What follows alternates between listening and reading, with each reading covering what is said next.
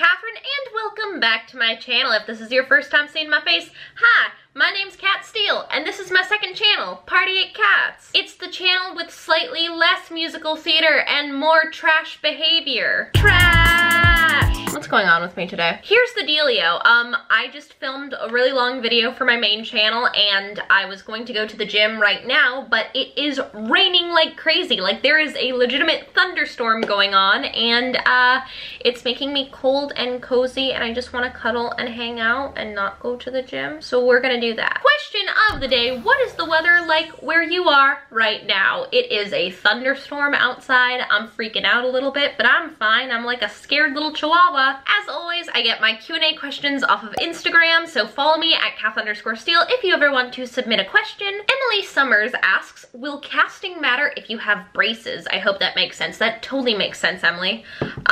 And yeah, to some degree it does, especially if you're looking at stuff like film, television, short film commercials, anything where you're really close up to your face. It also depends at what level you're auditioning and for what kind of stuff you're auditioning for. For instance, if you're auditioning for like a community theater production of Legally Blonde, it probably won't matter as much. But if you're auditioning for like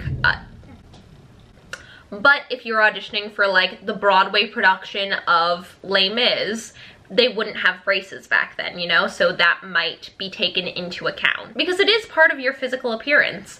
That being said, having braces isn't necessarily a detriment. It can definitely be a positive. So just embrace the time that you have braces. It's fine. You're gonna get them off. Don't stress too much about it. And also, like, let's say you were to get offered like the movie role of a lifetime or, you know, a Broadway show, you can get your braces removed and put them back on at a later date. Elijah is going mad asks, what was the scariest thing about your Evil Dead auditions? Points for a pun. Point for a pun. We had to do some improv, which, like, I grew up doing comedy improv, so that sort of stuff isn't super scary to me, but improv in an audition and knowing going into the audition that I might be asked to improvise was very scary. Because, like, once you're in the rehearsal room and you're being a zombie and you're being possessed, it's not that hard once you get into the rhythm of it. Doing it at the drop of a hat in an audition room with like overhead lights and you don't really like know what's going on, it's very intimidating and very scary. So during my audition process, I was asked to just perform material out of my rep book, like normal rep material,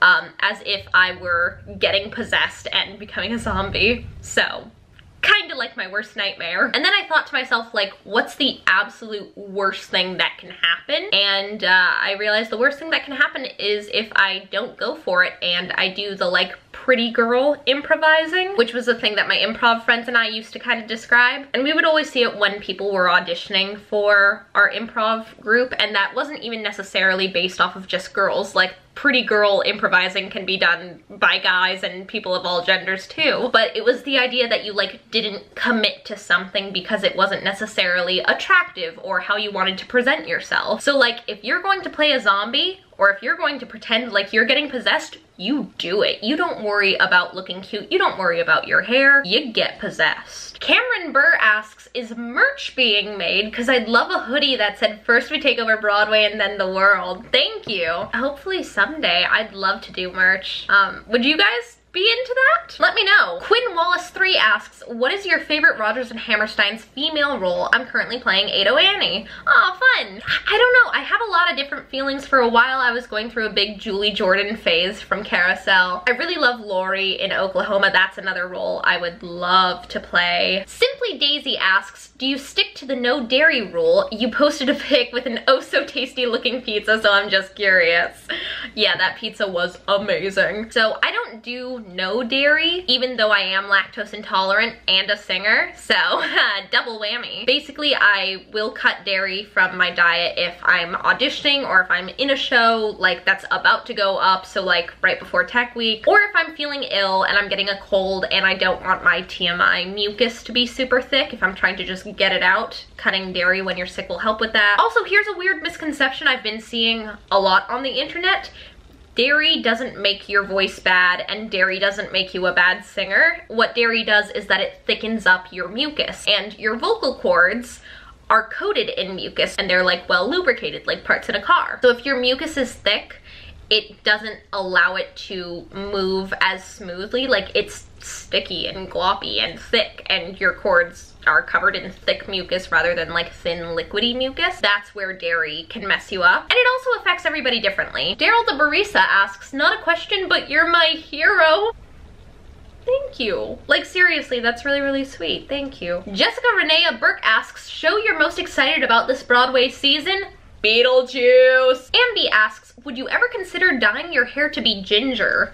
So, yeah, I actually was briefly auburn in like 9th grade, I want to say. Not a great look for me. I feel like my dark hair was very harsh on me. I have so many friends who look incredible as brunettes, and I don't think I was one of those. I'm not sure if I would dye my hair to be a redhead just because my blonde, it's taken a long time to get it exactly where I like it. Blonde hair is very, very tricky, especially when you have such dark natural hair like I do. So if I were to dye my hair red, then it would probably be on the way back to brown, and I'm not sure if I'm ever going to do that. I mean, I'd love to be a redhead in like a show or something. I'd love messing around with wigs and different hair colors that way, but I probably wouldn't dye it. Lemon Drop 21 asks, I'm in a show right now. The person who's next to me is really off key. How do I tell them without sounding rude? So this is kind of hard. Don't say anything. It's not your place to do so. It's the job of the music director, the director, whoever is running the show. That's up to them to give them that note. In any kind of acting job, it's really inappropriate for any actor to give another actor notes. Anyway, I hope you guys enjoyed this Q&A. If you like this video, go ahead and give it a big thumbs up. It really helps me out, and I'd really appreciate it.